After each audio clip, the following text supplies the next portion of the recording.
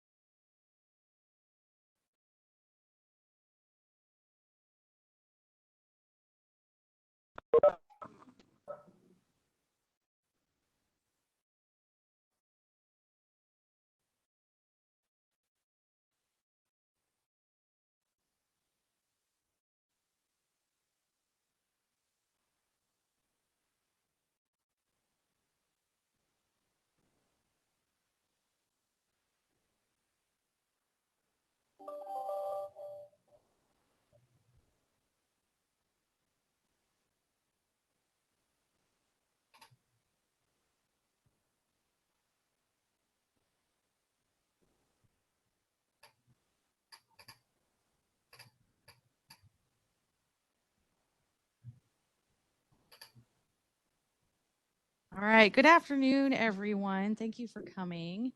If you haven't done so already, please sign in at the sign-in sheet that it's at the front. You're just my example. My name is Rachel Sinzi. I'm the Neighborhood Services Supervisor for the City of Jefferson. What is neighborhood services? It is, we basically try to revitalize neighborhoods that need it.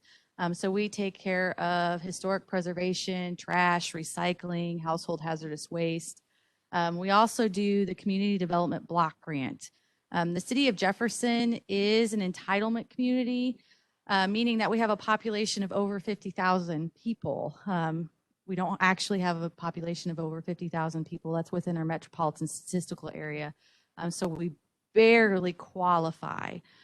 We normally receive roughly $300,000 a year for community development block grant funds, in which we do a very similar process to what we're doing today. So I want you all to know that we do have funding available every year. It's just not in the amount that's available currently due to the COVID-19 pandemic. So that's what you see on the board up here. So I want to warn you and also encourage you that if you have a project and it doesn't specifically meet into this $2 million ask, there are other funding mechanisms that may come to fruition later and down the line. So just bear with me on that.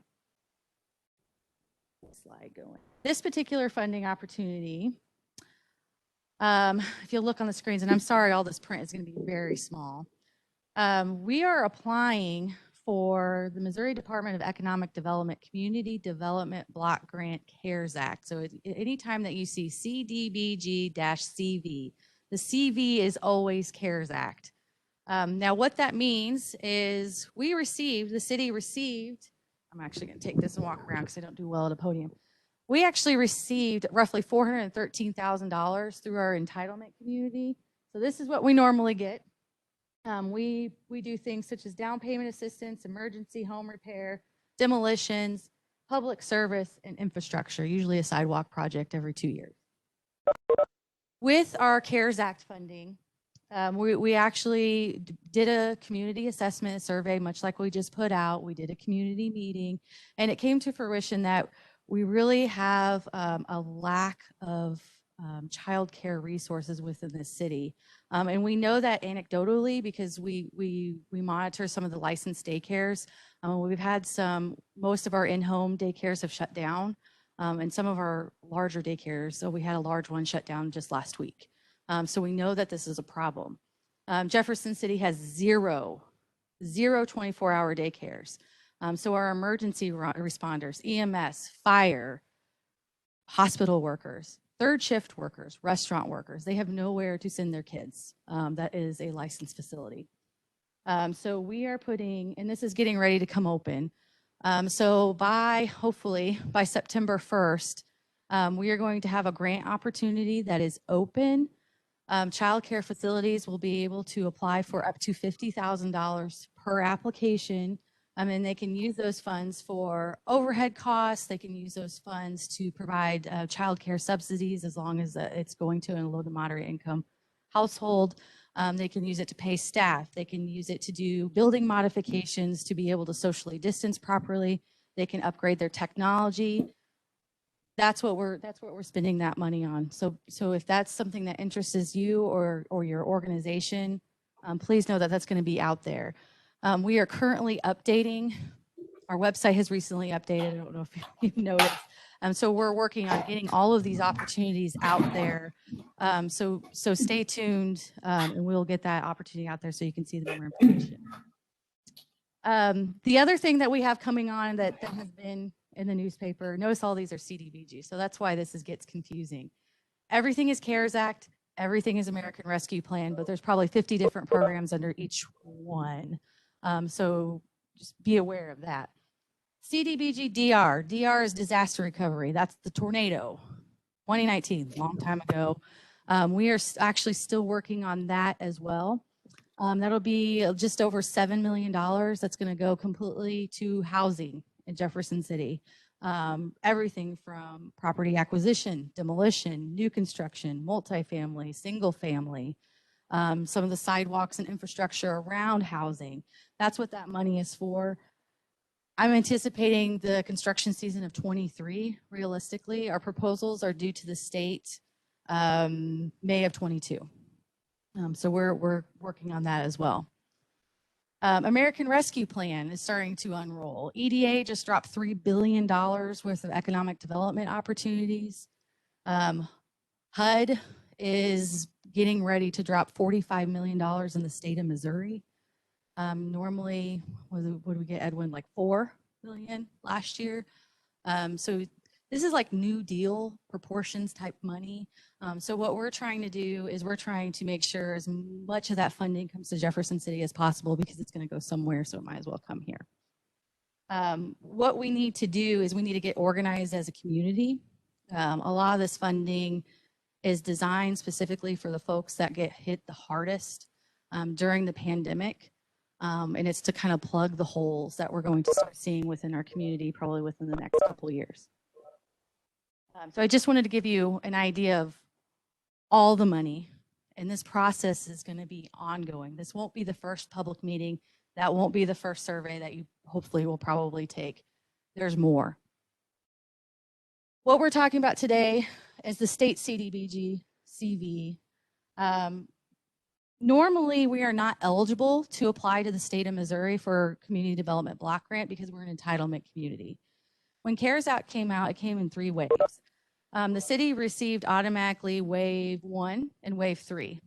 Wave 2 remained open and available.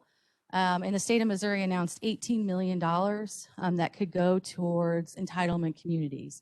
There's 11 entitlement communities within the state of Missouri. So what that tells me, if you do the math, it's about 1.6 million. So we're going to try to ask for $2 million. That's the maximum ask, and I feel like we're going to get at least 1.6 million. So what we're here today to do is to pick our projects. So the eligible activities that you'll see on the board are we have community facility, general infrastructure, economic development, planning, and public services. So if anybody is interested, we actually have the application guidelines. If you want to look at it, look at the meat of it, here they are. You're willing to take a copy. Do you guys want me to pass it around? Yeah, okay. Take one down, pass it around. It's not as exciting as the song, but it'll be fun.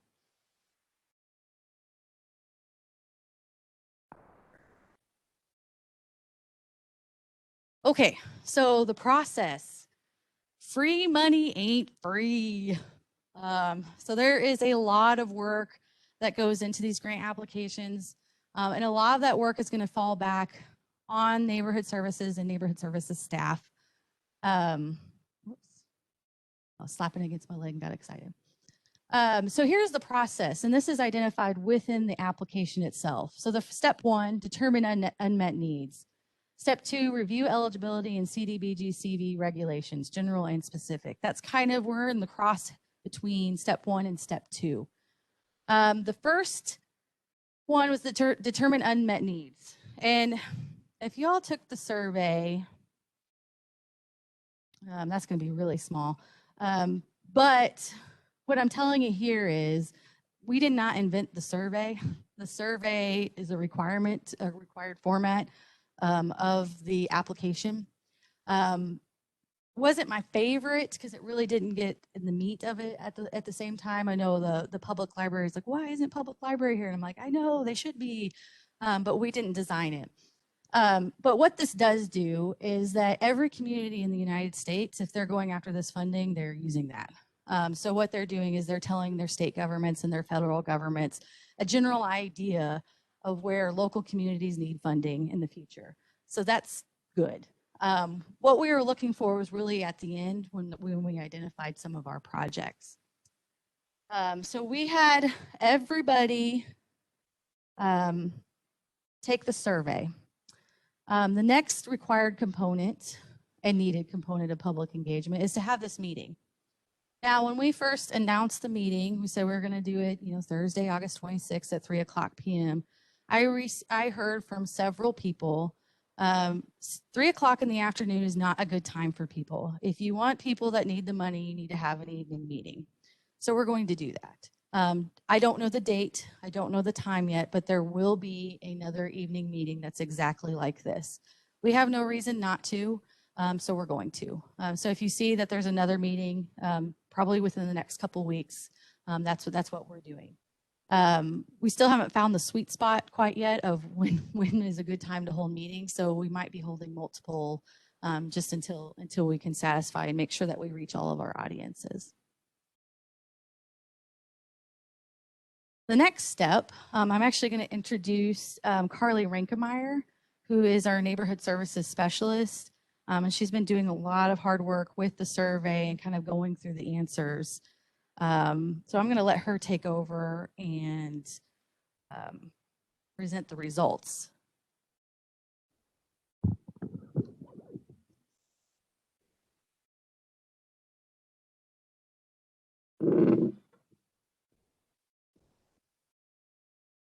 Okay, so one of the first categories on the survey was infrastructure, public works infrastructure. So on the screen is exactly, we had 322 survey responses, and this is the rating each of these categories received. So our storm sewer and drainage was poor, and our sidewalks were also poor.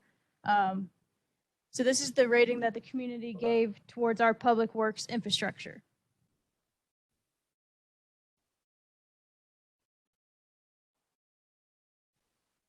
And this slide shows us what public services received on their ratings. So our fire protection and police services scored as a rating of good. And then we have our parking as fair, so it just varies across the board.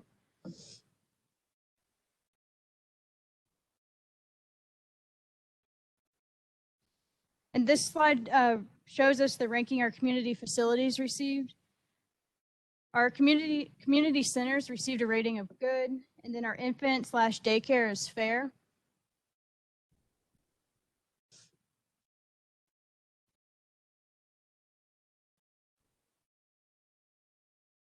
And this slide focuses on housing. And our housing for disabled scored poor. Then single family housing scored as fair.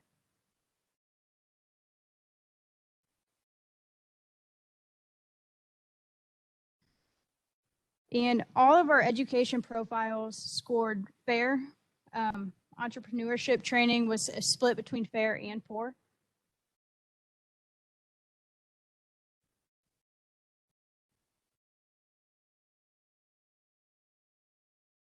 And this slide looks at economic development.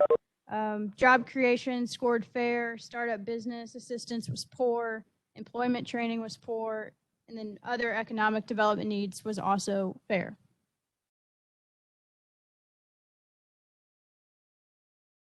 And this slide shows our priority needs ranked in order of importance. So our number one priority from the survey responses was public works infrastructure, housing, public services, economic development, education, and community facilities. So that's ranked on order of importance from how the community ranked. In this slide, this question asks how would the community prioritize funding? So general infrastructure is the number one priority. Economic development is second. Third is public service. Fourth is community facilities. Fifth is demolition. And sixth is planning.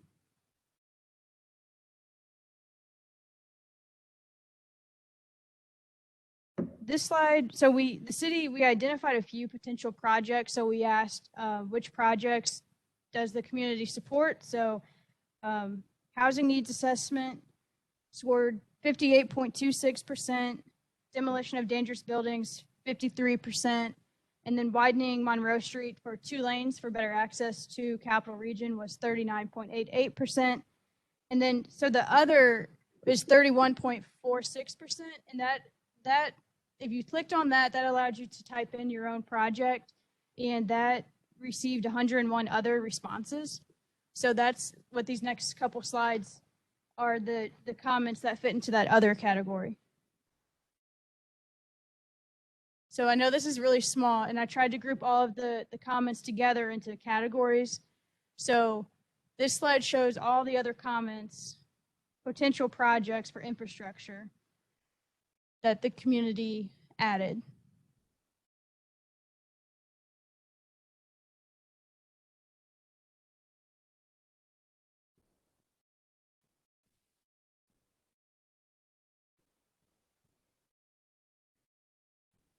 And these are all in like towards the end of that survey result packet. If you want to read through all of them, there's 101. This slide shows other community facility projects identified by the community. So for a community facility, the funding would be for construction cost only. Funds can't be used on like operation cost.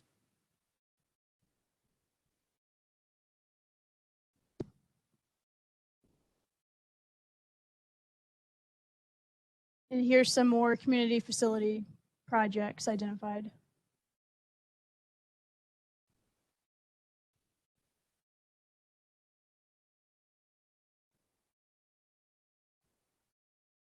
Yeah, it should, they're just bullet points for these. So they're not in any sort of order on these. I just, it came straight from the survey. I just copied it over into the PowerPoint.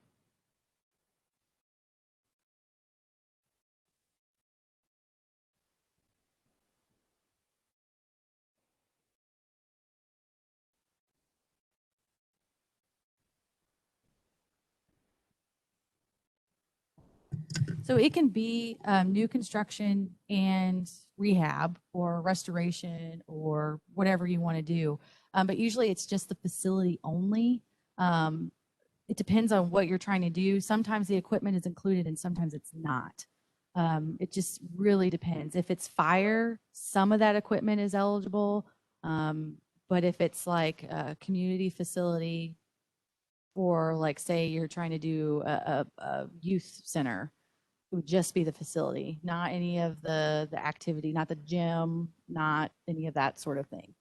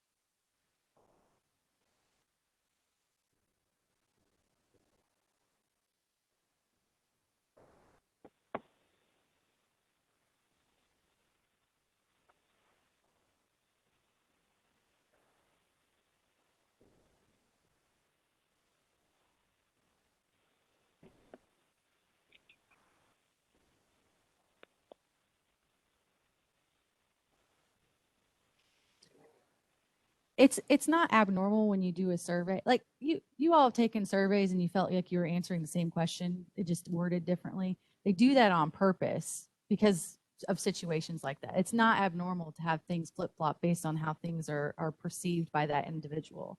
So when somebody is looking at it and they think about infrastructure, one person thinks about stormwater and the other person thinks about a bridge. So it's going to be different based off of that person's in the survey taker's perspective. And so that's one of the challenging things when we do a survey. You know, we're trying to cast a wide net, but then, you know, we do sometimes get those conflicting results. What I saw is one had flip-flopped. That wasn't too bad. At least it wasn't completely reordered.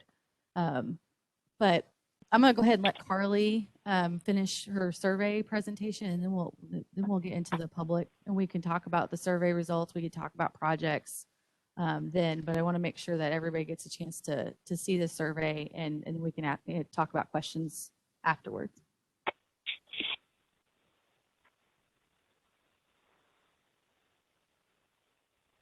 This slide shows some of the public service projects, economic development projects, and planning projects that were identified by the community.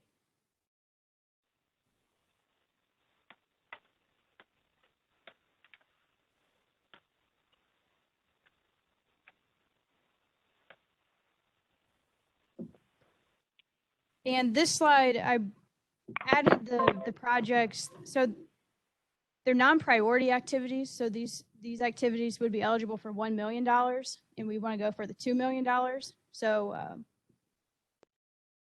we have like housing assistance. That's a $1 million eligible activity.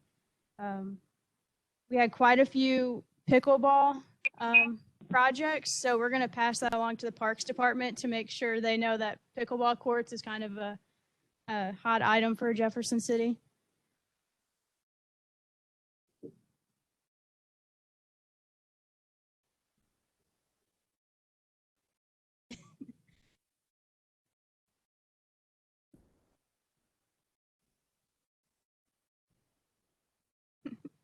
Like racquetball / badminton. This is Mark Kiefer. Oops. No problem. And these I can talk better now. I just had something in my throat when I left a phone message for you an hour ago. These last 3 slides, they're comments we received from the community, but they don't fit into an eligible funding category. But we do have these comments, and you can see those in the survey packet as well. So we have quite a few of them, but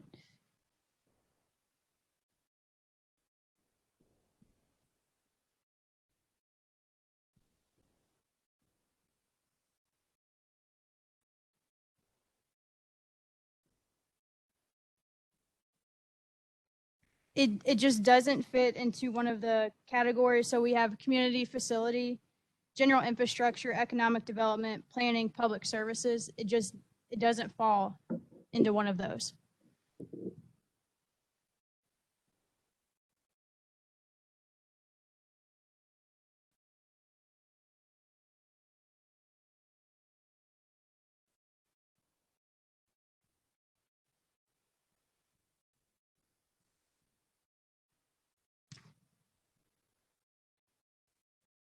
Right, and this is the last slide for the other comments.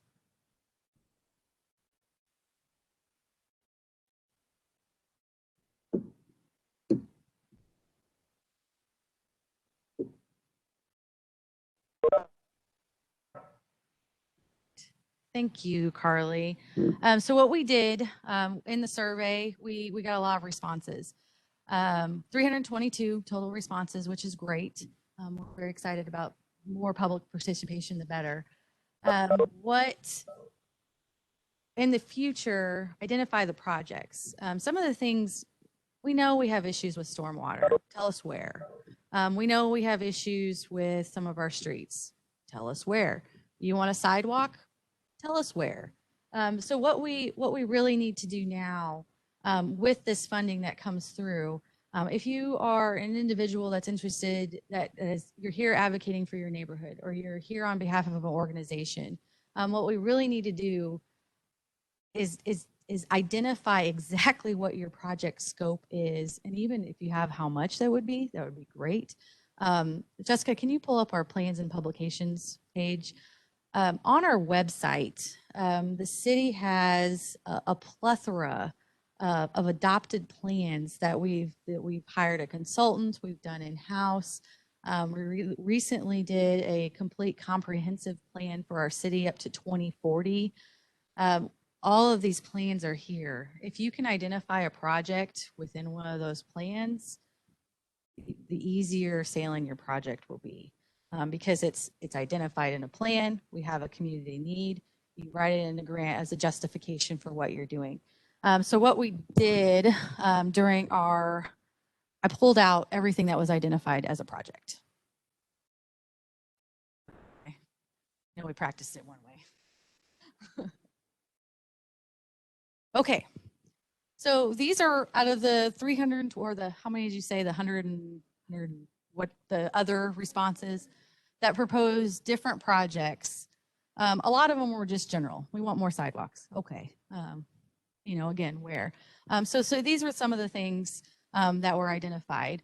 We had the most under infrastructure, and they were things like sidewalks specifically in an area, repair Industrial Boulevard, East Ashley sidewalks, High Street Viaduct, pedestrian activated crossings at schools, pedestrian bridge to Ellis and Highway 54 overpass, Jefferson and Madison street repair, Weirs Creek at Coke Plant, the two-way Monroe Street project, Capital Region.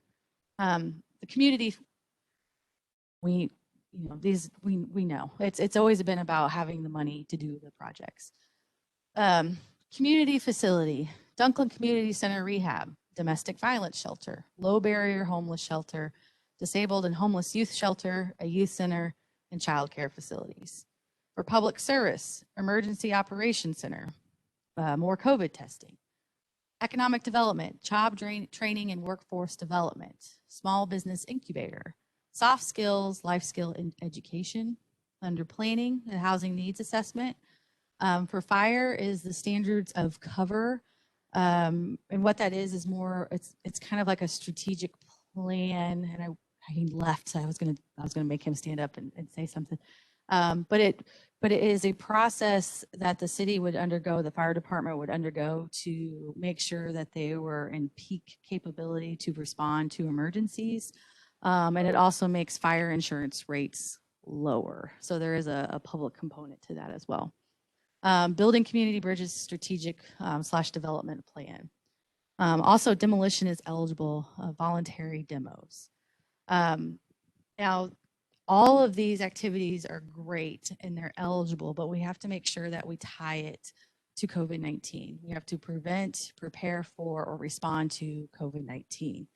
So when there's projects that come up that either relate to a medical facility or they're responding to something that's happened because of the COVID-19 pandemic, let's do that. If it doesn't fit in the box, let's wait for another opportunity, because they will be there. So at this time, we're going to go ahead and open it up. So if anybody would like to speak on behalf of their projects, we'll go ahead and I can bring the microphone around, and you can come to the podium. I'd like to introduce yourself. If you're here on behalf of an organization, please state what organization. And we're going to go ahead and give you 5 minutes to speak. So at that time, are you ready? All right. Would you want the microphone, or you want to come up?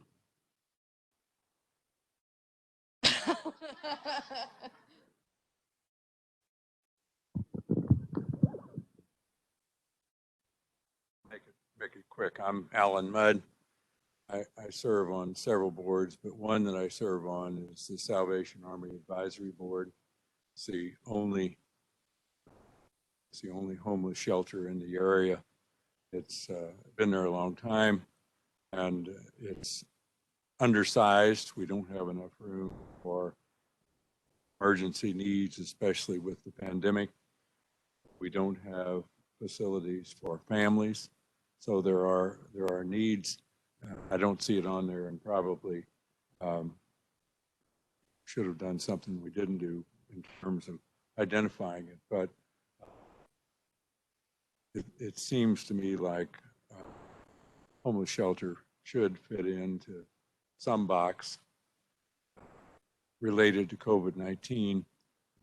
We know that we don't have enough room to meet the needs of the community.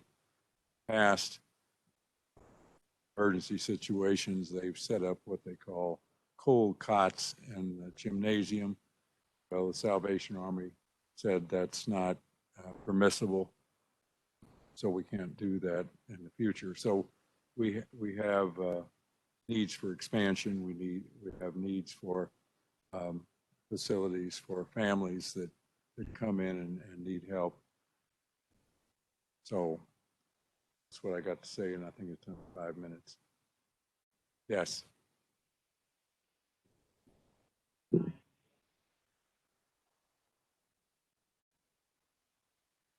We're working on that. I'm somewhat new to the Salvation Army Board, and it's different than any other board I've been on because you're working with staff in other places, and so we don't have the cost, but with that, and we're going to work on it, try to do it in a timely way.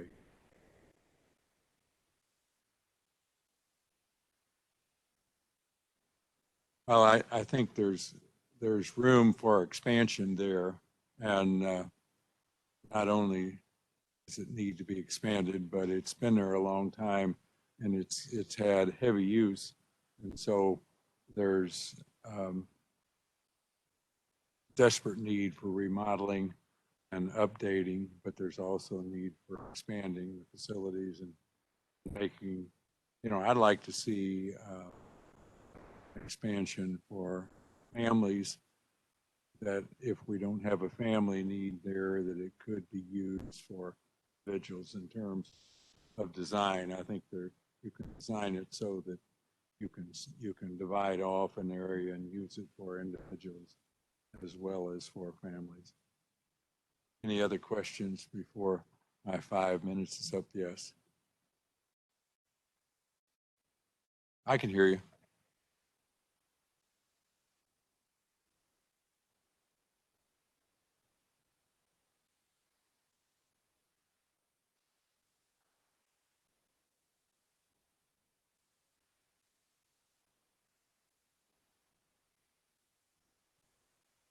Well, I don't get it. I haven't gotten into that criteria, but yes. Okay. So they're staff, and so they know a lot more than I knew, being new to the board. But I do know that there are needs, and in terms of handicap needs, I think there are some needs there as well. Thank you very much.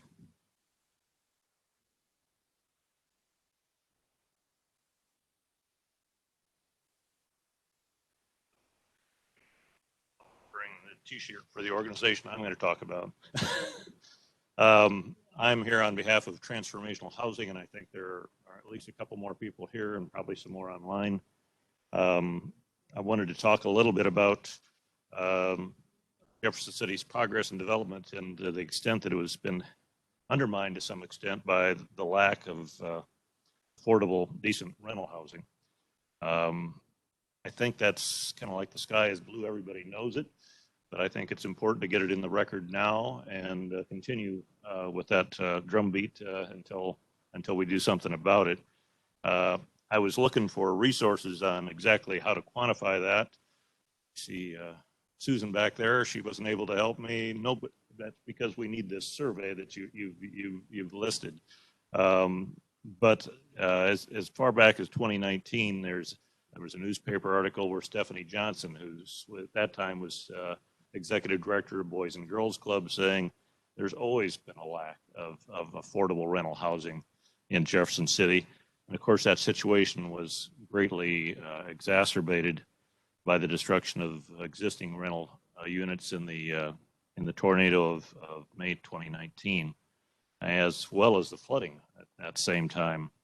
The Jefferson City officials, I think, maybe it's you guys, estimated that at least 150 residential units were destroyed by the tornado. Others estimated that 516 residential buildings were damaged by the tornado, and 391 individuals were impacted by the tornado and flooding. As you'll recall, the path of the destruction fell disproportionately in neighborhoods with low-income rental housing. Some landlords with damaged property decided to take the insurance money and move on. Other landlords with property that were unaffected by those twin disasters became extremely selective in accepting tenants. One mother of a school-aged child reported, "I've lived in Jefferson City for the last 17 years and never has it been so hard to find an affordable place to live." So I don't think anyone can argue that we need some rental housing and a lot of it that's affordable and decent. But given the heightened selectivity of the landlords, which has been fostered by this shortage, resources are also needed to educate and in some cases rehabilitate individuals who, for one reason or another, have been deemed less desirable by landlords. Individuals who might have had difficulty finding rental housing prior to 2019 now find themselves closely scrutinized by potential landlords for a variety of reasons. And those individuals need a stable environment for a few months, which will give them some breathing room to get their act together with some assistance. Perhaps they might benefit by a mentoring relationship to help them with responsible financial management, or it might be simply a forum or a platform for them to demonstrate to potential landlords that given the chance, they can be successful tenants. We know that this goes on. It goes on in Kansas City and Columbia and other parts of the state. A new organization, which I'm here to talk about in Jefferson City, is working on the same thing. Transformational Housing is presently rehabilitating a house on Cherry Street. It will begin accepting renters early next year. But that organization, even though it's enjoyed broad support from local churches, businesses, and individuals, not fully address the need for transitional, low barrier rental housing in town. More resources are required if Jeff City is going to be able to pull this off. We do have a project coming up next year, but we wait for the money. And that's we're looking at a property on East McCarty Street, which would essentially rehabilitate an existing structure, probably have 4 or 5 units at a price tag of today $325,000. Maybe construction costs will go down, but there is a project that we are actively considering, and of course the Cherry Street one will be done at the end of the year, and we expect to have that fully paid for, but with the support of local businesses and banks and such. Thank you.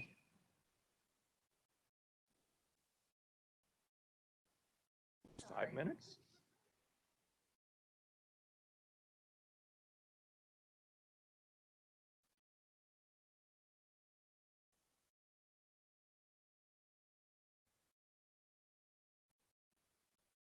Hi, I'm Scott Johnston, and I'm working with a group of folks that are a breakoff group from the Jefferson City Homelessness Task Force.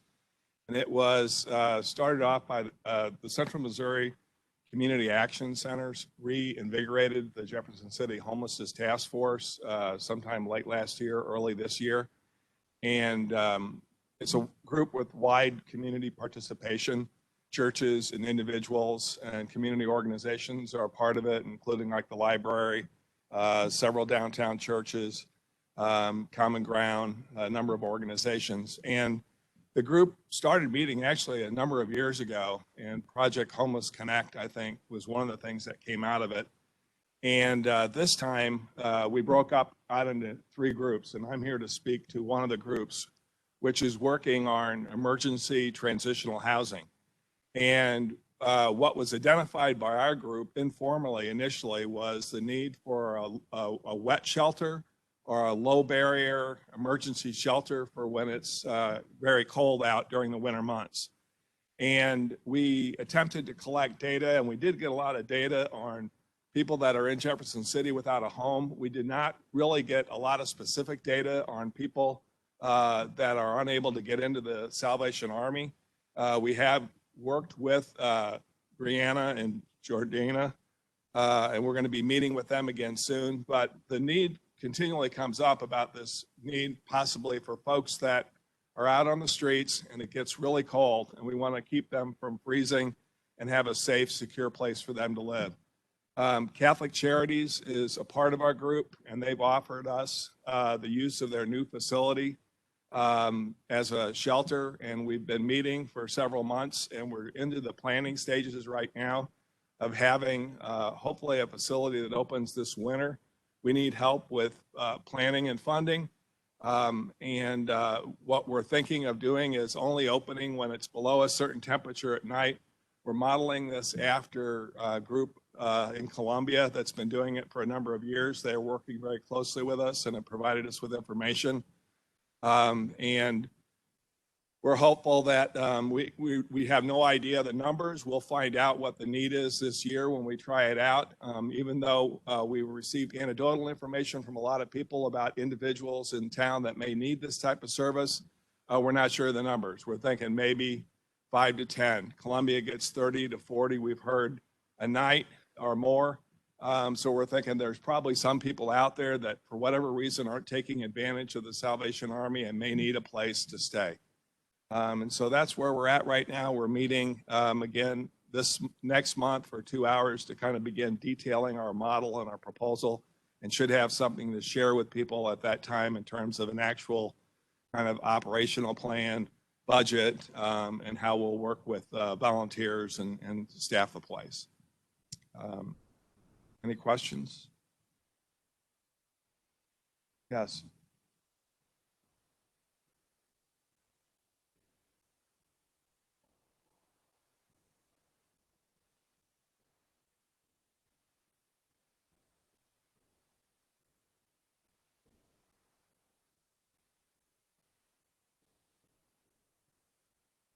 Okay. Sure. Be glad to.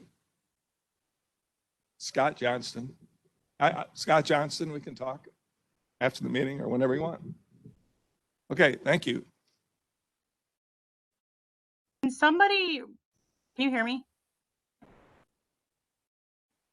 Can anybody hear me? Yes, we can hear you. Okay, can hear can you. somebody like tell us out loud what the people are saying? Because we can't hear the crowd. Yeah, she's Okay, right. I'll get a second mic going, so whenever people ask questions, we can make sure you hear it.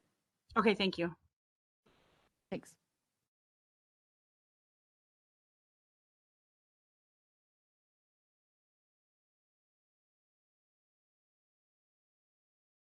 Try to be masked.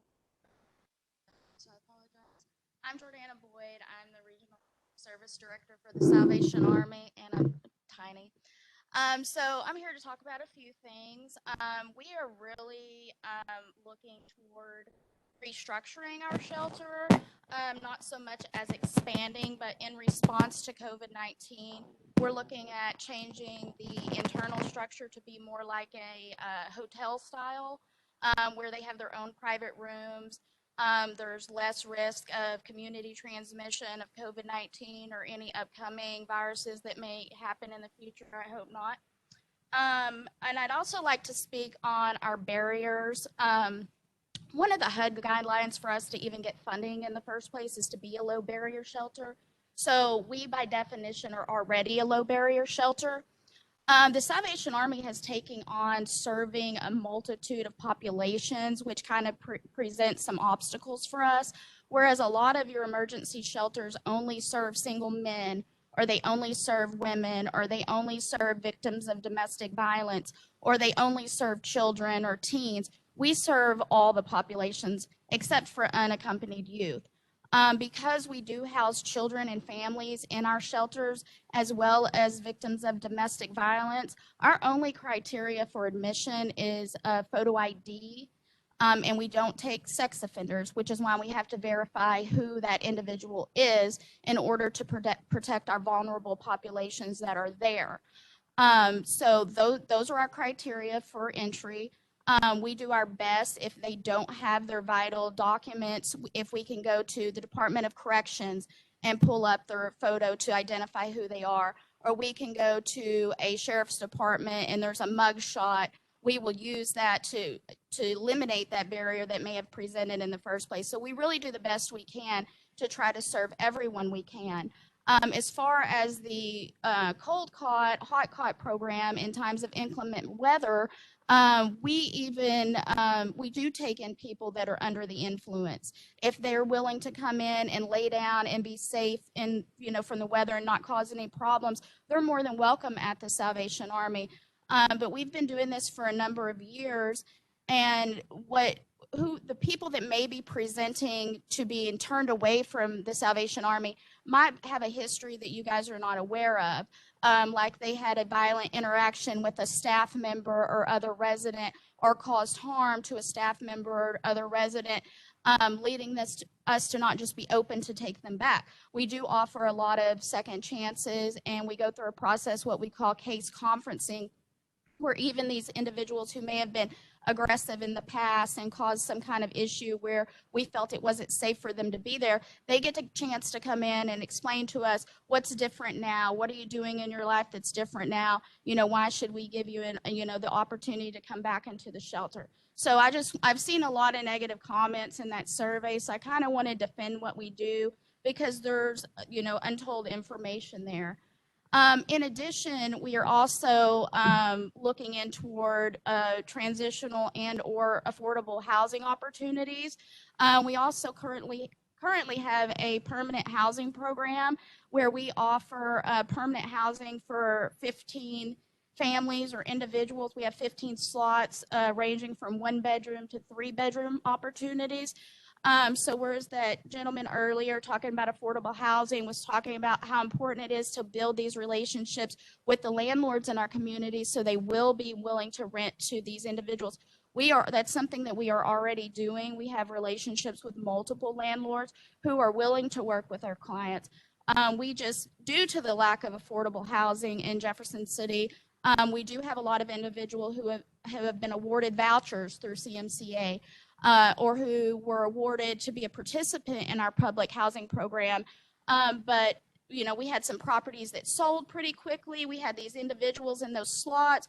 We had to reach out to the other landlords we were working with and get these individuals moved over to these other housing opportunities pretty quickly. And it was quite challenging at first, even though we provide, pretty much payment of the rent for lifetime, to find landlords that even had openings for this family.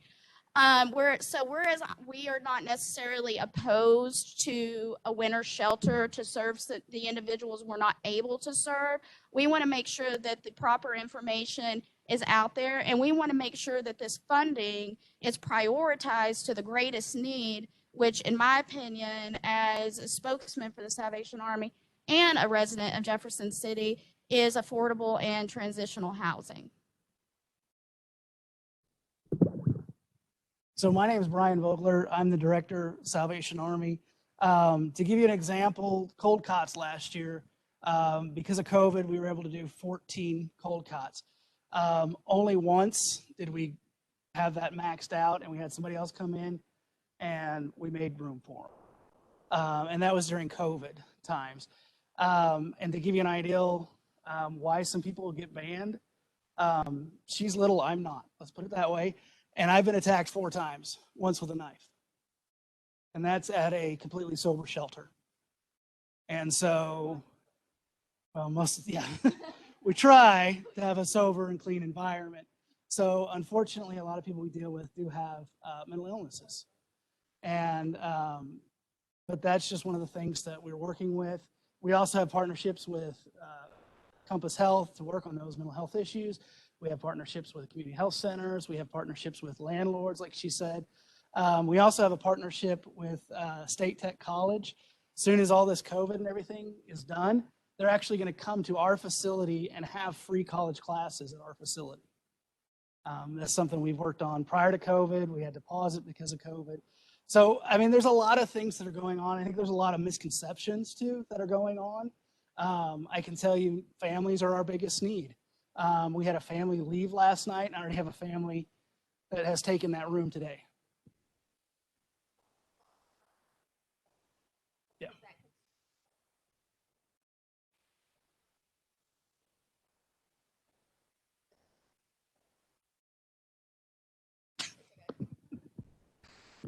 Can you speak into the mic, please? I was saying that's another reason why we're looking toward restructuring to more of a hotel style setup in the shelter, because those types of rooms can serve both individuals and families, depending on what the greatest need is at the time. And it's also an opportunity to foster self-sufficiency, independent living, because they do have a room of their own. They're responsible for their own upkeep. Discipline their children, maintaining their family unit like they're in kind of their own household. So, anybody have any questions?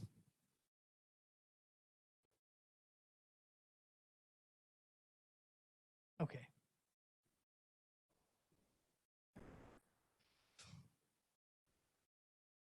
Getting us closer now.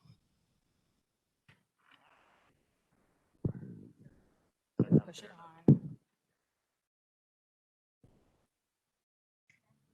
Okay, are there any questions?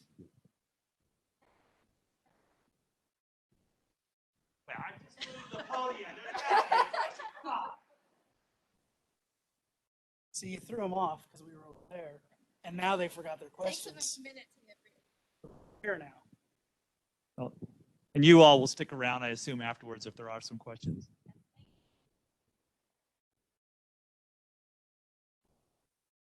And for those that are online, we'll go ahead and let the folks that are here speak, and then we'll give you an opportunity at the end.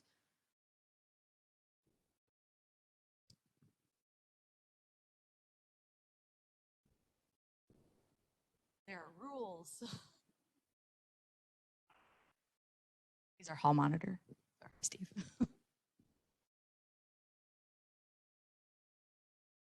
You can move it however you want.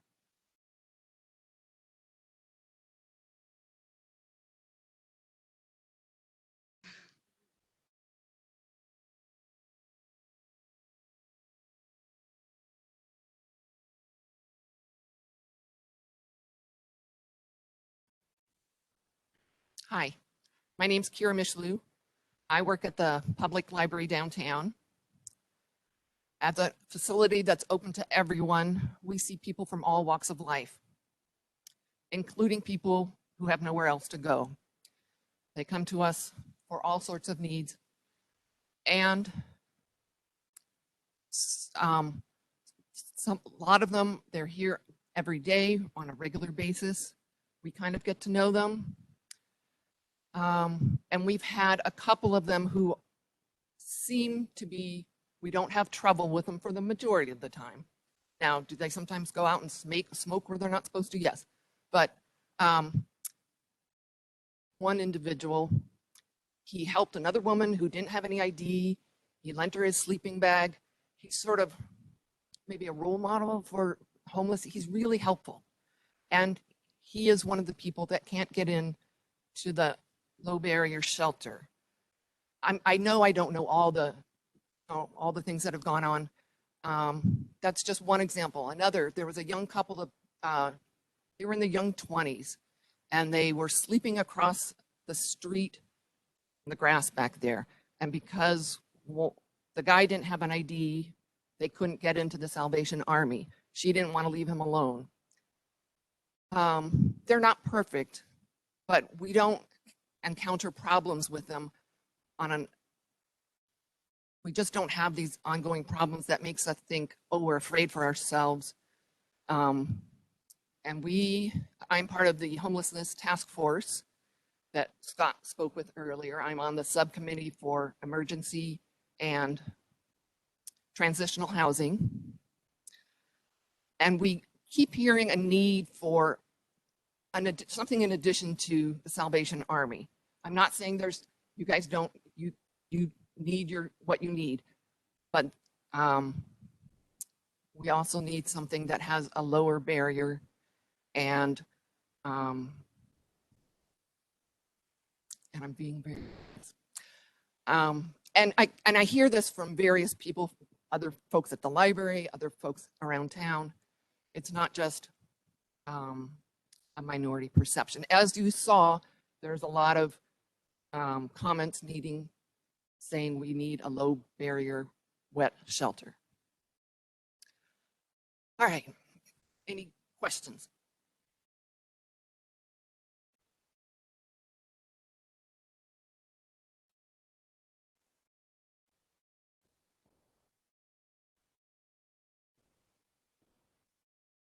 I'd just like to say that I look forward to meeting with you guys and being able to work together to solve this problem and figuring out, how big the scale of the problem is and how we can have an open line of communication where it's not a competition when we're all into it for the same goal, is because we want to help these people. We want to make sure they stay alive during periods of inclement weather, despite what their daily lifestyle activities are.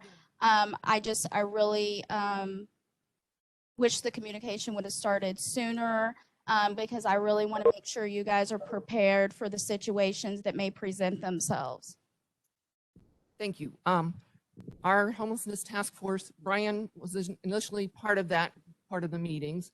So we did have communication there. I'm glad I know you and Scott and Karen and some other folks are going to be meeting to talk more. And I'm glad that we both have the welfare of our people in need. So often there's this fear mongering around, well, those are dangerous people. And yet the statistics show that homeless people are much more likely to be a victim of a crime rather than to be perpetrating crimes. All right. Thank you.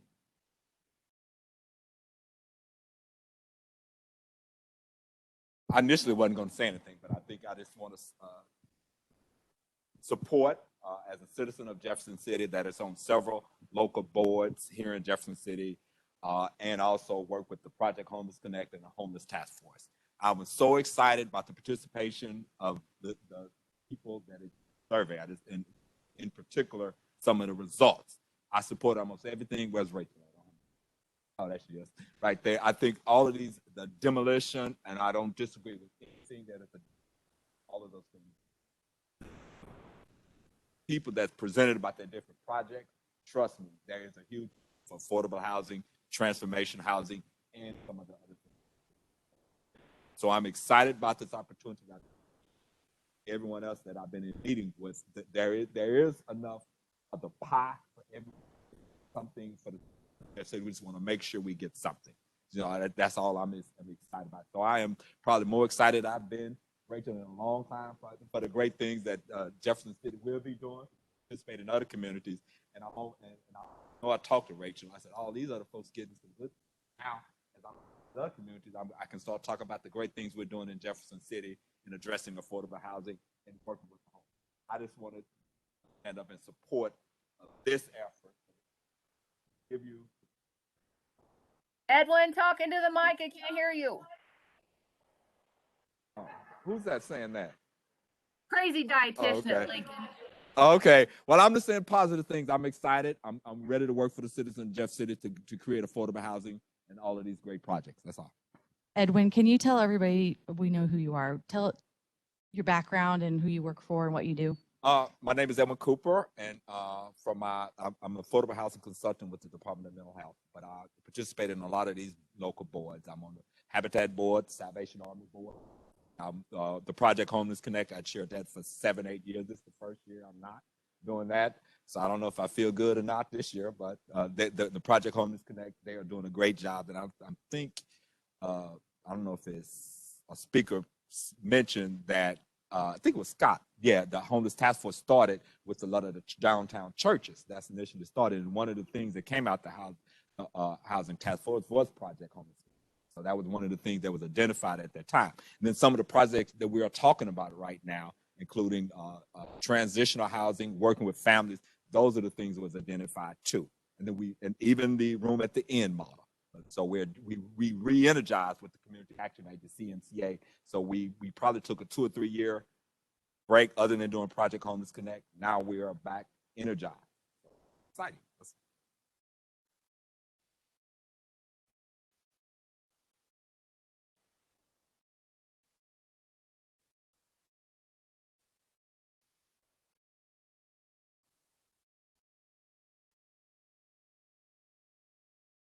Hello, everyone. My name is Alicia Edwards. I'm the Executive Director of Building Community Bridges. For those of you guys that don't know what Building Community Bridges is, it's a nonprofit organization started grassroots with 100% volunteer staff. We're located at 213 East Ashley Street. We offer free activities for the youth 17 and under of no charge. We have a food pantry twice a week, and we were very influential in the community during the tornadoes and floods that we recently had over the years. That's where we really put in a lot of footwork. We became a central location for everyone that had a need, and we gave whatever it was that we had to give and some. And so in looking over the survey and all the things that everyone has commented on and the things that are on the board, our plans have kind of fall in line with everyone's plans and agenda. So the first thing I would like to propose to the city is that we can together with Habitat, with Transitional, with Salvation Army, with all these different nonprofit entities that are already doing work, come together and establish some kind of CDC or board where we're all working together. That way, each entity is getting a piece of this pie that's up here on the board, because we all need the money to continue our work and the resources in the community that they're lacking. So I kind of broke it down small.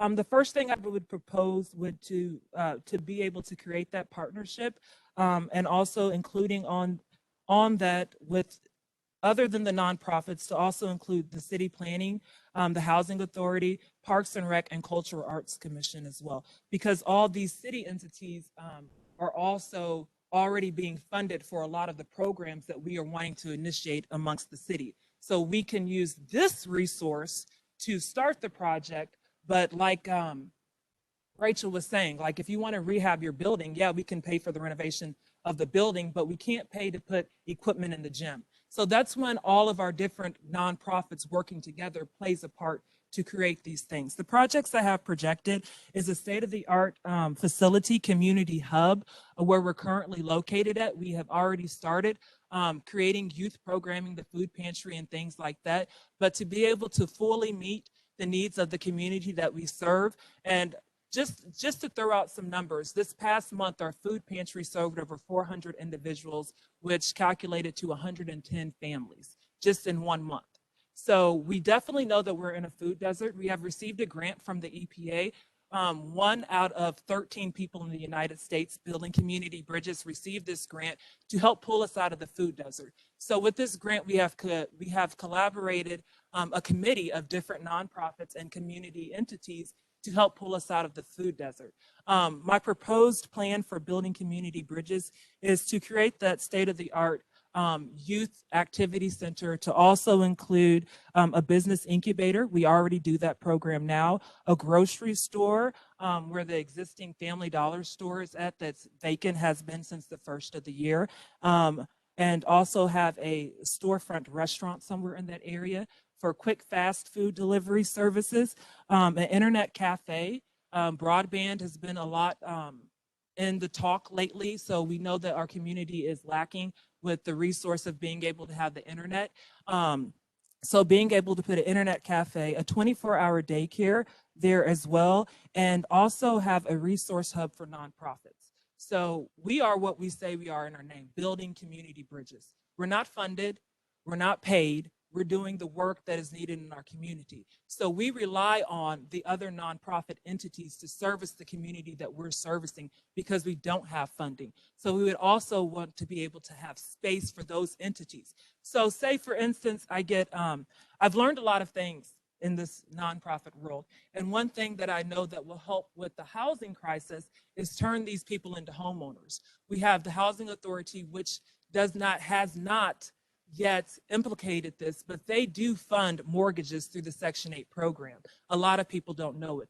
I know that Common Ground has a transitional living program that they pay rent for a person for a year and taper them off of rent. I know Habitat for Humanity builds houses for family. I know transitional, I don't know the exact name, but I know that this, but they're working on building homes. So those entities, along with building community bridges, need to be able to have more access to the people that are needing those resources. A lot of times we are lacking in the community that we serve because they do not have the information. So we would also like to have facilities there to have substations for each nonprofit that's doing the legwork and groundwork in the community that we serve. I also would like to propose building out community gardens and also initiating more greenway spaces. There's already those things are already in the city plans. So a lot of those things we don't have to actually plan. While we're planning on gathering together to pull us out of the housing crisis, greenways and public parks are already in plans. We just have to initiate it.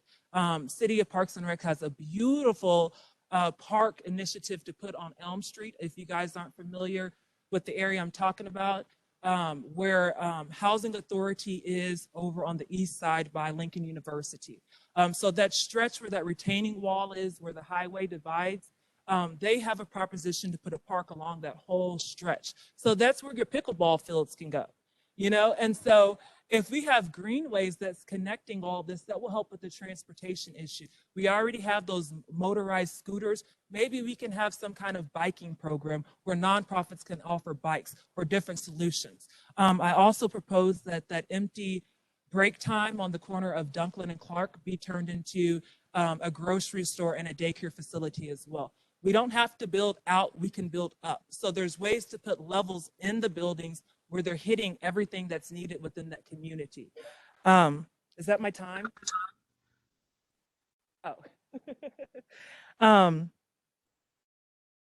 The last thing, I'll let someone else hit on these other points. Heritage Apartments is a big eyesore. It is a lot of crime, vandalism. They are slummed apartments. It's not a desirable place to live, but a lot of people live there. So I propose with this group that if can happen, the city can help us with this group do planning to demolish and restructure heritage apartments, maybe to sky rises or 3 or 4 level apartments that will include transitional housing, low income housing, domestic violence. All the things that's spoken can be put in these daycare facilities, laundromat facilities, all those things. With putting the complex BCB there and upgrading it to have all these different things, the grocery store, the internet cafe, with heritage apartments, 24-hour daycare, grocery store on Dunklin, all these things are going to bring enterprise and jobs to our community as well. A lot of people can't make it to Missouri Boulevard to go to work, or they can make it there, but they got to pick up their kid here and they got to take this person there, and the transportation system, since we can't tackle that with this funding, the greenways will be sufficient with bikes. So there's a lot of different proposals that we have come together as a community working with this EPA group and this core committee and BCB, the footwork that we've been doing in the community already, that I propose that we sit down and plan and tackle these projects here, because I think it will hit everybody's needs and every program's needs. Questions? I'm Claudia Cook, and I'm the director of Missouri River Regional Library. And I agree with so many of the things that you said. And I think there's a way for the library to partner with you on some of the things that you're talking about. For instance, we have internet access. We have 25 computers in our basement. We do a robust amount of programming for all ages, including technology instruction. We are considering also a small business incubator, hoping to expand down the road, and wondering if you know, there are ways not to duplicate things, but that maybe, you know, we could come in and assist with some of these things that align with our mission. Yeah, I because would like for it to be yeah. where everybody's individual missions with their nonprofits all align at this community hub, because we're in the center of Jefferson City. We're also right there at a big intersection. I don't know, Whitten Expressway, and then you have Madison that will cross over to the highway that takes you to the Lake of the Ozark. With all this tourism coming in and everything they're going to do at the Missouri State Penitentiary, with us being centrally located right there, we need to make our community look better. We need to be able to take care of our people that are going to be here. Tourists are coming in, attractions are coming in. Do we have the surplus to take care of the community when all this comes in? Because that's going to bring in more residency as well. You know, we have Lincoln University where students come and they get their education and they're left stuck with either a lack of job opportunities or a lack of housing, and so they leave. So how do we keep these people here? We keep them engaged, and if we keep them doing community service work and staying involved in their community, they want to stay and build and help it grow. We are what we say we are, building community bridges. So I can't do anything without you, without everyone in here, because we're not funded. So we need your funding. We need your expertise to come in to this area that's been neglected and give that information to the public. That's right. Well, you know, I employ IT people, teen services people, adult services people, children's staff. And so we do many of the things that you're talking about. I know that, you know, we close at 8 o'clock at night, and like any institution, we have limitations, but I just think there's a way. One of our core missions is to provide continuing education, lifelong learning, access to information in all forms. So I just don't want to lose sight of that. And I want to collaborate. Yes. and I'm down with any collaboration. Okay.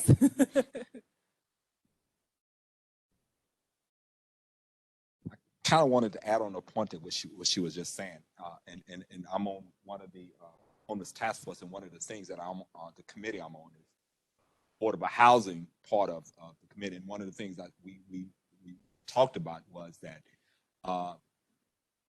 and I think Rachel mentioned it, there are a lot of dollars outside of what we're talking about now for doing housing related activities. One of the things I'm maybe not necessarily talking about the developers, I'm more so talking about the city and maybe some of the nonprofits, is because they have incentive, as you know, with that 45 million to either do some special need or service enriched project. So a lot of our nonprofits here in Jefferson City have not ever participated in that project. So if there are developers that I'm talking to the city people are interested in doing, either putting together a service enriched project or creating some of that home dollars, or bringing in nonprofits, we have a list of nonprofits here, even if they are not, with the word, not ready at that time, they can either call me, the nonprofit, that we can have a conversation on what those developers will need in order, if they're going to put a multifamily project together, to bring in the nonprofits. Because a lot of the things as nonprofit, you can't put together 25, 54 units, but that developer can, and he has an incentive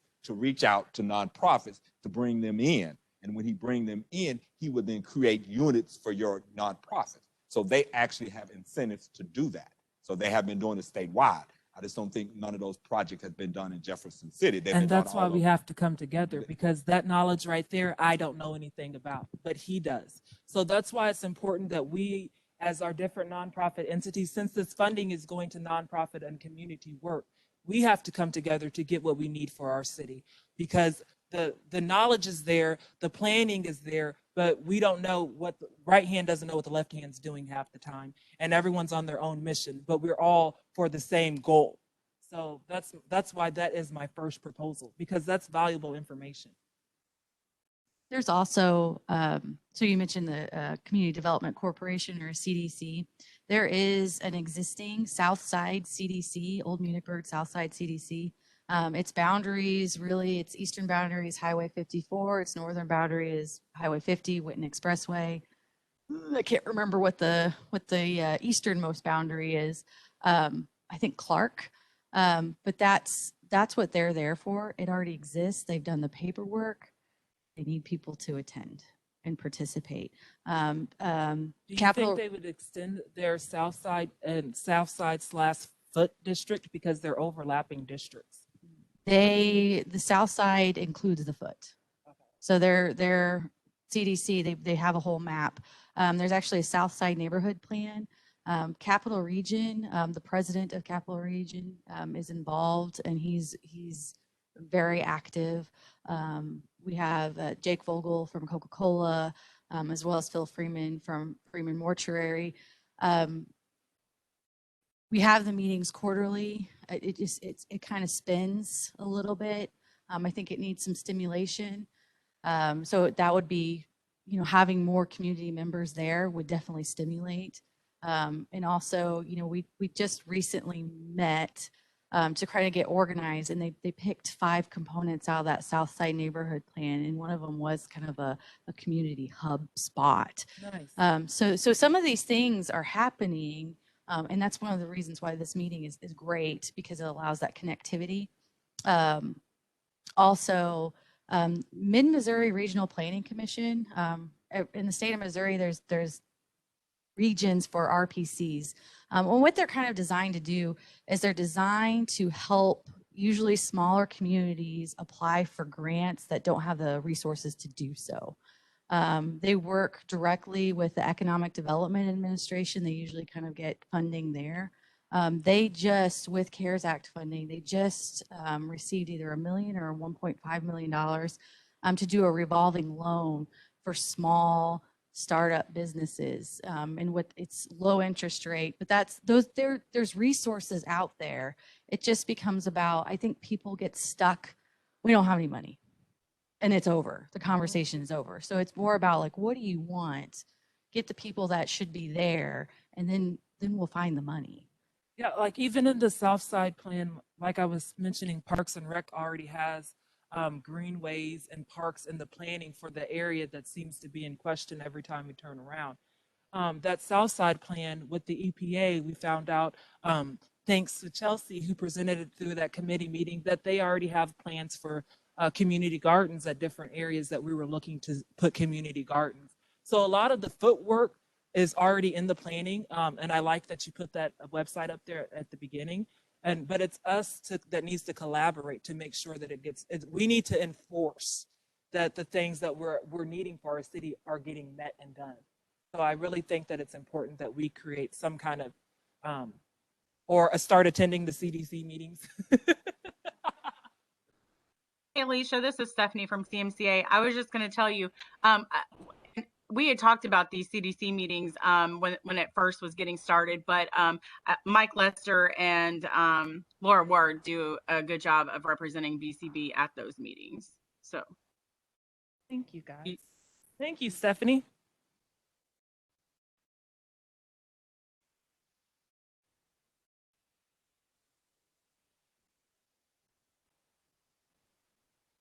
Hello, my name is Joshua Dunn. I'm a nutrition technician at Lincoln University and the outreach coordinator at Building Community Bridges. And I wanted to go into a little bit more specific about a few of the programs that we're offering that fit on this thing, fit on the board. First and foremost, to the Missouri River Library, I'd like to introduce Dr. Cheryl Hibbett. She's in charge of our tutoring and education and continuing education programs. She would be the person you would need to talk to really create that partnership, as well for the continuing education for that area, as well as skills training and stuff like that, and internet access. So, and also, but what BCB, with the community garden, as Alicia said, we are one of the 13 cities in the entire nation that got an EPA, this grant called Local Foods, Local Places. And Jeff City has one food desert, and it is the South Side area from the Foot to the old Munisburg district. There is 0 grocery stores. The Family Dollar that closed had the highest amount of food sales of any Family Dollar in their company, as far as from what they've told us. And now they have nothing there. We started the food pantry because in that area, there's not transportation. If we talked about Heritage Apartments, they don't have transportation. They come and walk from Heritage Apartments to get their food, so they can survive. What we want to do and work with everyone is to build community gardens so we can have sustainable agriculture, community agriculture in our city. This will help us do rehabilitation. This will help us with transitional housing. work with Habitat to, if your homes, if they're interested, we could work with, have them do small container gardens. Working with the EPA, we want to do a local farmers market right there in the old Muhlenberg area. Because we have one in Lincoln, we have one on the, over there by the mall, but where it's again, with the transportation, we don't have anything local right there. You have to pass several highways to get to any one of them, and that's just not safe. With the tutoring program, the overarching program we're calling LOTUS, which stands for Lessons in Overcoming Tribulations to Uplift Yourself and Succeed. We're not looking to, people aren't looking for a handout, they're looking for a hand up, and we're looking to help them with that. We're partnering with a gentleman who wants to get into state tech and can't pass the test. So that's one of the people we're working with. We're partnering with adults, we're partnering with students to do high school equivalency courses, to do skills training. We talk about all the time. I was for years told, oh, you don't want to be digging ditches. You don't want to be digging ditches. Well, now we don't have ditch diggers, and that's a union job. And they get paid probably a lot better than some of us do. And they have health insurance. We have to be able to provide access. I do not like the phrase, not everyone's made for college, because no one who says that means their children. They just don't. My children's made for college, maybe this other one isn't. But not everyone wants to go to college. And we have to find different pathways and different bridges for them to be able to reach success so they don't end up on the homeless or they don't end up in a bad situation. The reason why food deserts are so important is because 9 times out of 10, the first thing somebody steals to enter into the cycle is food. Once they do that, they get that mindset that I have to take to get what I need to survive. And then it just escalates. If we can stop that with children here at BCB, with the youth center, with the child care facilities, provide them safe places and training so they can succeed, we win. We win. And we turn Jeff City into a much better place. Everything on this board is stuff that BCB has worked on or talked about. And everywhere, and we have the capabilities to do it right there. With the bill, with Heritage Apartments, working together with Transitional Housing, with Habitat for Humanity, with the different organizations that build and rehabilitate housing, to turn that into a thriving community instead of a derelict slum. To get rid of that crime, get rid of the criminal element, stop the cycle of hopelessness, joblessness, and criminal activity, and homelessness, because they don't care if you can afford. They want you out. They're about money. They're not about people. And we can be about people. And with this money, we can have the money to truly be about people. So just to harp on what Alicia said, we have to come together and we have to work together because we all have other things. I guarantee you, Project Homeless Connect, I work with Sarah Eber at Lincoln. We're all volunteers and we're all burning the candles at both ends. So together, we can come together and actually make change and stop having to have this, oh, I can do this at this time and this time and this time. Because together we can do it. The old saying goes, it takes a village. Well, Jeff City, we're a village. And we can work together to get it done. So I hope that we work together. Hope that we can come together to find real-time solutions for the people of Jeff City who needs it, who is expanded by the back-to-back-to-back tragedies of the flood, the tornado, and now COVID-19, which is continuing to go on and going to continue to hurt the people that are the most vulnerable and the people that are the most scared. So thank you so much for doing this and having this meeting. Thank you, Carly, for the survey together, and thanks everyone for attending.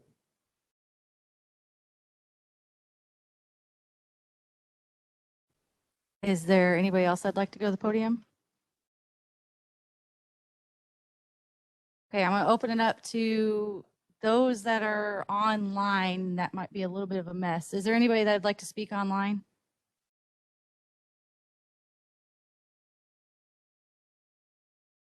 Can you hear us? Hey, this is Reverend Gould. I don't know if you can hear me. Can you hear me? We can, Dr. Hey, Gould. this is Dr. Gould with Missouri Faith Voices. And I'm grateful to be able to join online and excited about most of what I'm hearing. Certainly want to echo the sentiments made by Alicia Edwards with building community bridges. We talked a little bit about this in our Missouri Faith Voices space, just about this collaboration I think that that is just a great opportunity that we have as a community. I appreciate the city and your willingness to also have an additional meeting that is at a time that is more practical for community members. We talked a lot in the Missouri Faith Voices meeting on Monday about a plan for the foot and understanding that there's a plan, in my opinion, that's really within another plan. But I think it's really important that, I hear you talk about the president of Capital Region.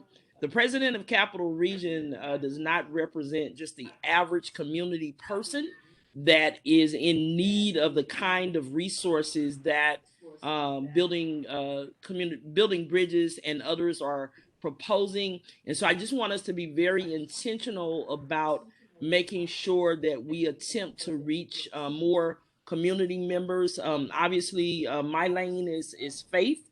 Missouri Faith Voices. Most churches in the Jefferson City area, and not just Christian churches, are a part of Missouri Faith Voices.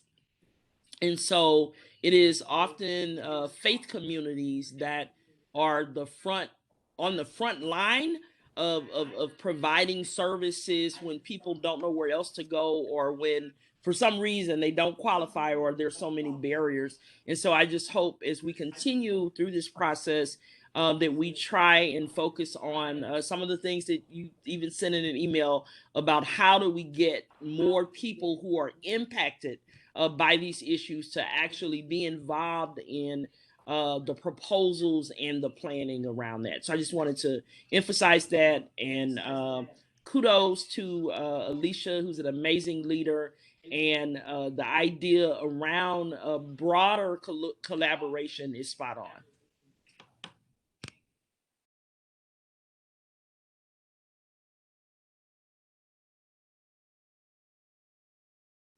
That's all I had. Thank you. I just want to do, before I see if anybody else wants to speak that's online, if you are online, can you please type your, if you kind of got an odd name, please type your name along with your email address in the chat. That way we can have future correspondence with you. Please. Also, does anybody else online, is there anybody else that would like to speak?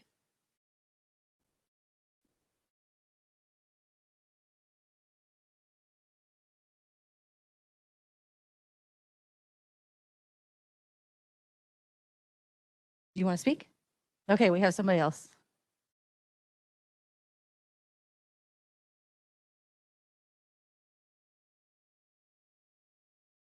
Good evening, everyone. My name is Doug Wright. I'm the founder of Building British. You have met a lot of the people that represent BCB already, so I'm not going ready to cover all that. But I do want to say that this low housing situation needs to be addressed. And we need to think about people who are alcoholics and drug addicts, sex cases, domestic violence, all those. We have to have a place for them, y'all. Because in order to change the low end of the east side where we at, they got to have a foundation from the kids. This is a whole ripple effect, y'all. I deal with a homeless person every day. His name is Mr. Joe. Every day. Come by BCB, get him something to drink, he talk, he go out there, he do his thing. I say, hey man, why you don't go over to the Salvation Army? They got rules and regulations. He ain't gonna abide by because he sit out and drink all day. You see what I'm saying? But at night, when he get through doing what he want to do, he out here on the curb or hopping on somebody's couch. We need to make a place for those type of people who has problems, and assist them by teaching, by taking common people like them, not educated people, common people like them, who isn't 30 days strong. Put them in a leadership role. If they fail, you build them back up. But you have to give people some reason to live. And responsibility is the thing, y'all. This community service thing, it takes a heart. Because these people, we messed up. We all part of this, y'all. Some of us may go to our places at the end of the day, but when we out here moving around, when we out here in these stores, when we going into a store, when we going into the bakery, we out here. So we all part of the problem. But we keep going on by, keep going on by. Not one time I heard anybody say anything about the project. They ain't got no AC. It's the 21st century. They ain't even got central air. Those got to donate. Salvation Army got to get fans to donate. It's the 21st century. A house is not built without central air. Who cares? That's the low end of the totem pole. I care because my grandkids over there. See? I'm from the low end of the totem pole. And I've been living by example since 2014, doing my best to show my people that it's possible to change, and built a lot of great partnerships we haven't even mentioned. So we have an opportunity to take a crisis situation and do right with it, y'all. That's it. Y'all have a good day.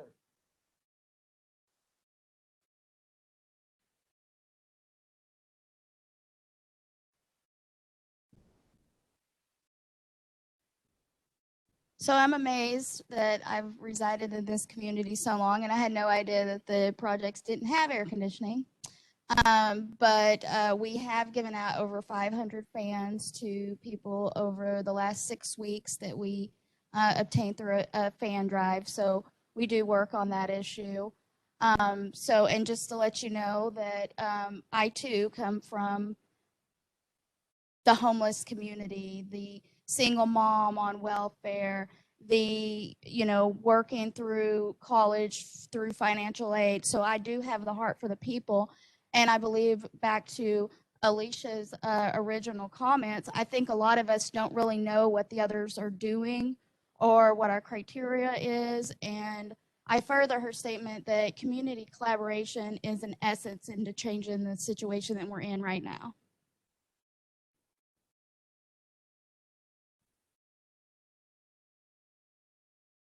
Is there anybody else that would like to speak either in person or online?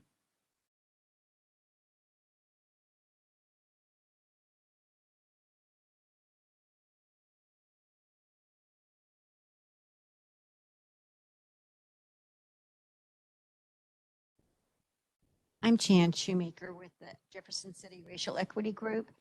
And I guess my question is, so we've kind of addressed some of the needs here. What's the next step, and how do we collaborate together? And maybe it's different entities getting different pots of money, but are you going to talk about next steps and what we can do with some of this collaboration and energy and enthusiasm that we've seen today? Yes, I just want to make sure that nobody else wants to have their piece.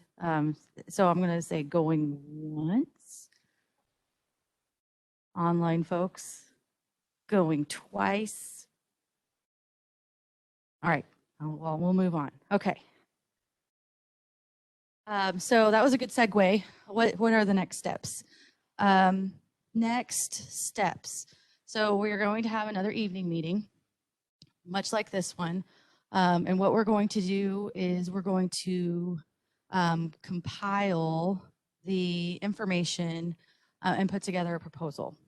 Now, it sounds like what I've heard here tonight, today, I've heard homeless shelter, I've heard transitional housing, and I've heard planning, even though somebody maybe didn't say it.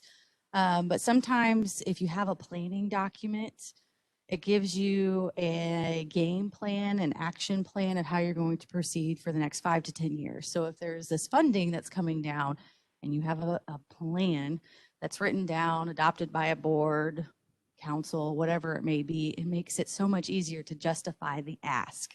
So if you come to either apply for a grant on your own, or you come to the city asking to apply on your behalf, if you go through that exercise, that's there. So if we do the future meeting, and please, if you did not sign in when you first came in, please do so and make sure we have your email address. I want to make sure that everybody is also invited to the evening meeting. It's up to you if you would like to come and say the same thing twice, but it may be good for those folks that do come to hear your piece as well. Once we have those 2 meetings and we wrap it up, we're going to take a look at it. And if we need to open up a request for proposals for nonprofits to apply for homeless shelters, transitional housing or planning, that would be that next step. So I kind of wanted to circle back a little bit to the activities that we had listed. So I put stars by the ones that were in the survey. We do have the two-way, turning Monroe into a two-way street. We have an artery of our community that goes to a hospital that turns into one way. It's just not smart. It was a problem during the tornado. We've identified it as within the city's sales tax plan, and maybe the county. Is the county also into it? So what it comes down to is money. So $1 million will basically remove on-street parking and create a parking lot. $3 million will do it the right way. So it's really about how much do we want to spend there? Where's the money going to come from? Do you want sidewalks? Do you want lighting? Do you want bicycle lanes up to Cap Region? Did you have a question about that? I'm going to switch mics.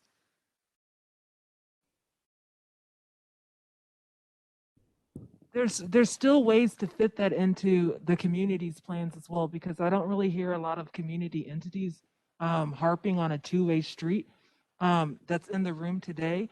But we have identified that as an eyesore. Heritage Apartments sits on Monroe Street where they're wanting to put the 2-lane highway in. So if we could tackle a housing crisis and put the road in, that would be even better.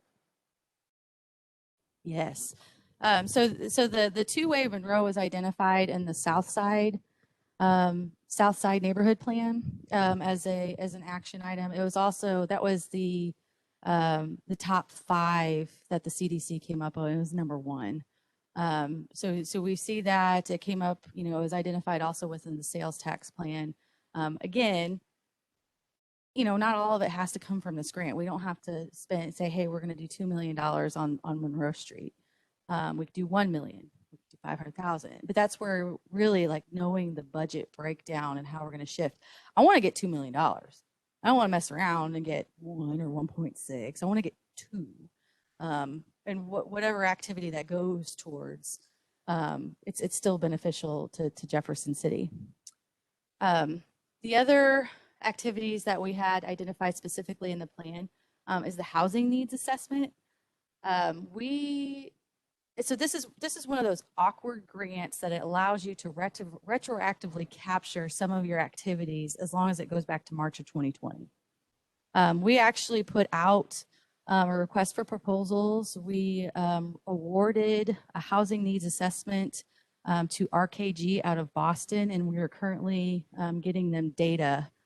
So they are going to compile a housing needs assessment for us. They are going to look at data. We're also going to, I'm giving them lists of names so we can get organized so that way the idea is to look at housing across the continuum from homelessness to homeownership. We want to see what the problem is, where our gaps are. He's already came back and he said, well, part of it is your workforce is from somewhere else. So we have, I think it was 32,400 people come from somewhere else to work in Jefferson City, and only 12,000 that live here, work here. So we have an episodic workforce that's coming in. Why? Is it because we don't have housing, or is it because it's not affordable? I don't know. Everything that we have about housing so far is anecdotal. I want somebody to give me numbers.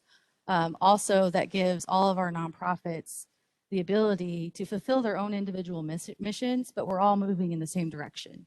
So we're all accomplishing the same goals while also accomplishing organizational goals. That assessment is supposed to be out in either December or January. So then we'll have a little bit more information on how to move. So we're very excited about that. Do I say it? Do you want to say it? No? Okay, we're good. There's more news coming. Stay tuned. Sorry. We also identified demolition. Oh, does somebody have a question?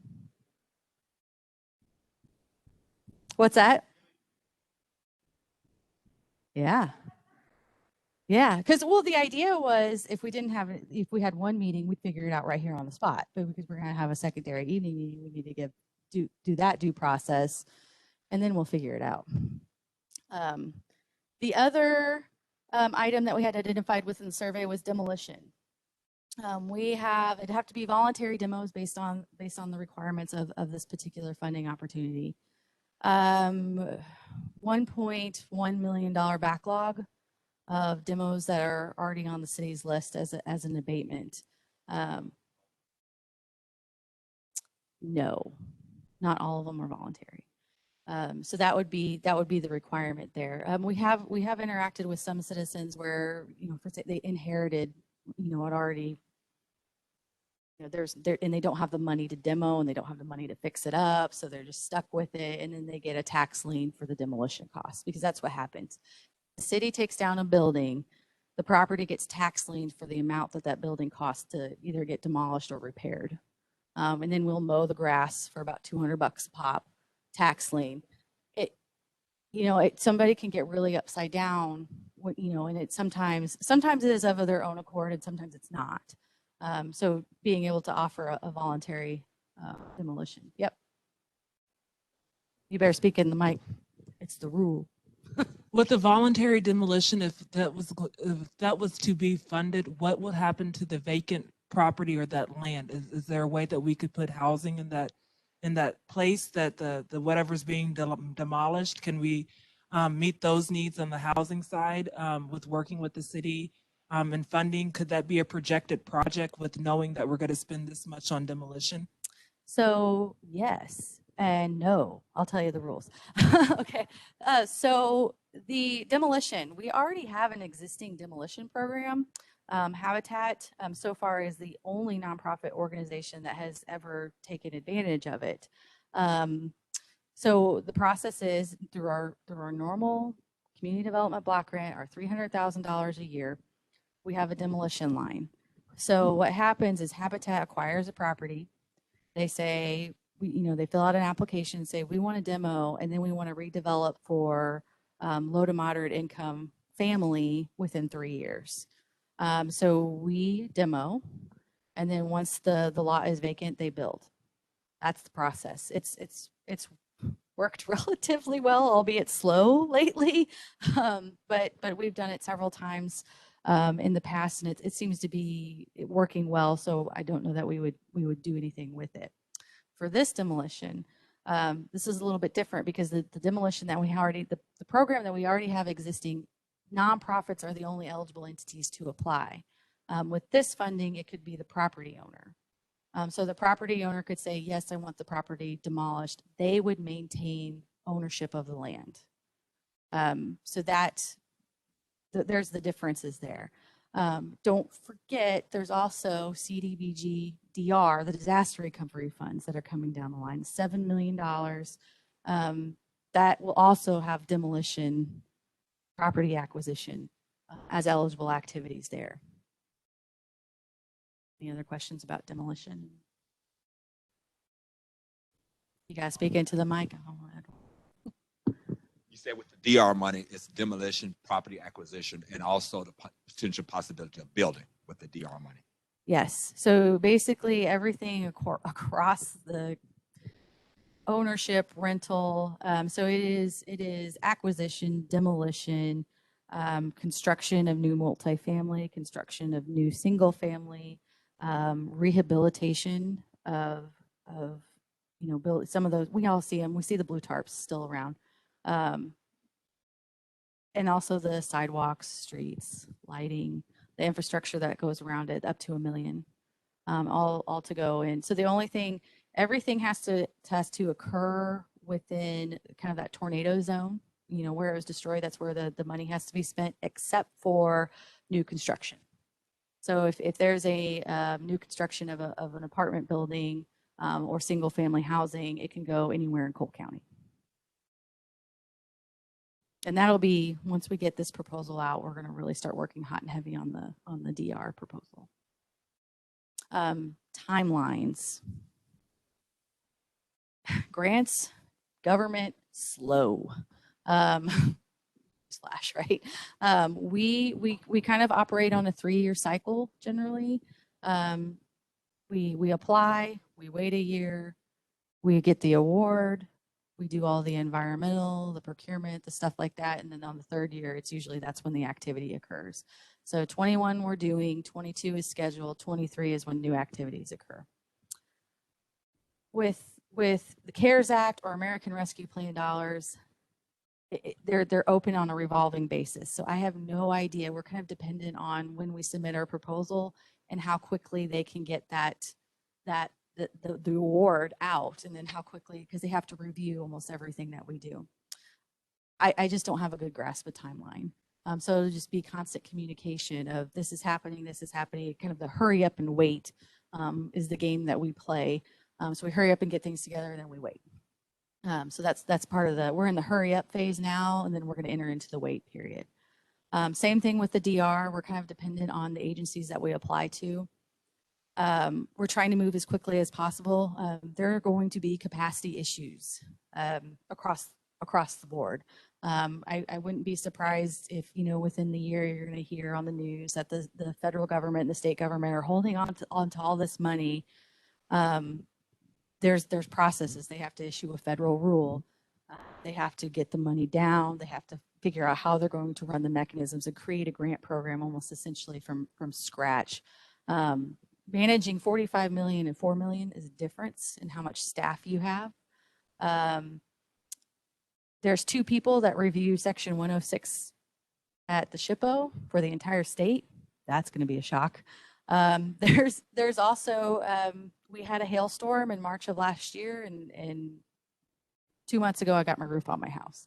So when we saw the tornado, when we saw the hailstorm, just having the construction companies in town to work, there's going to be log jams, there's going to be holdups. So I'm just trying to tell you that this is going to be, free money ain't free, and this is going to be hard work. So just be prepared for that. Be prepared that's going to take a long time. Be prepared that you're going to run into hiccups. Also, we talk about getting money to people that need it. These grants are reimbursable. If folks can't come up with the $50,000 to pay out, they're not going to get reimbursed for $50,000. So that's really where we need the nonprofits to come in. If we need to start speaking to lending institutions, we can do that as well.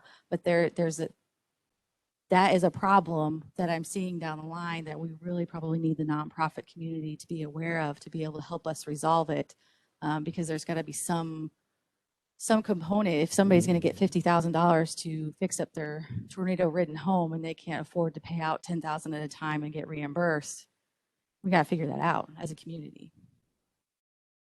So I'm running into the 4:45, and I promised I wouldn't go over till 5. Oh, do we have a?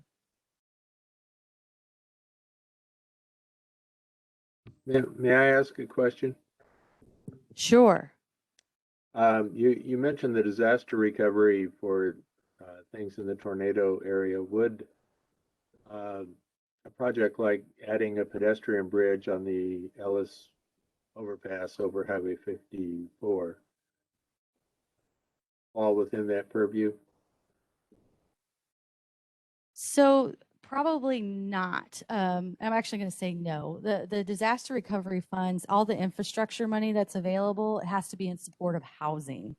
So it would really be, if you have somebody that's doing new construction on their home or rehabilitation, and say either the sidewalks didn't exist or they got tore up by heavy equipment during the cleanup and the debris removal, that would be where they would be eligible to go ahead and apply for infrastructure dollars. Right, and our city administrator just spoke up. I think that would be, it would be a MoDOT project. So we have this relationship where we're like, this is your road and this is my road. And that's how we kind of run things.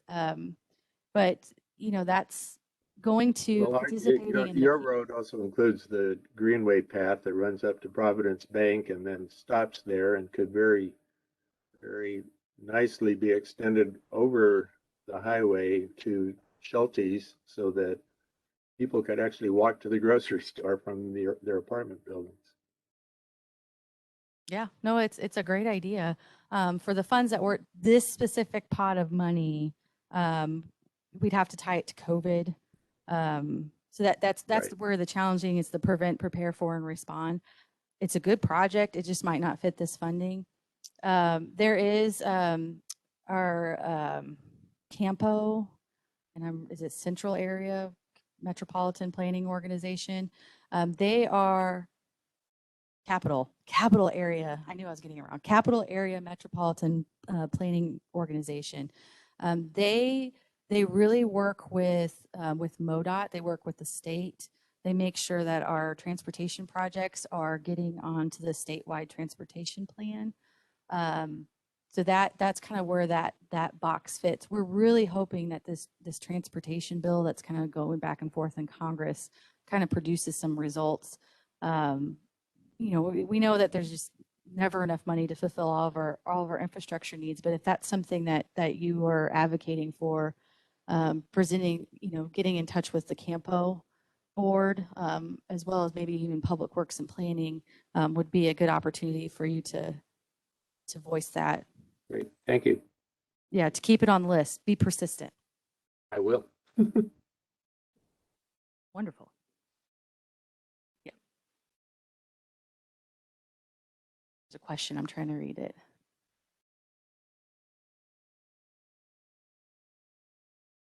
It looks like Compass Health is interested in a possible supportive housing project, and would like to participate in the housing needs assessment. Wonderful.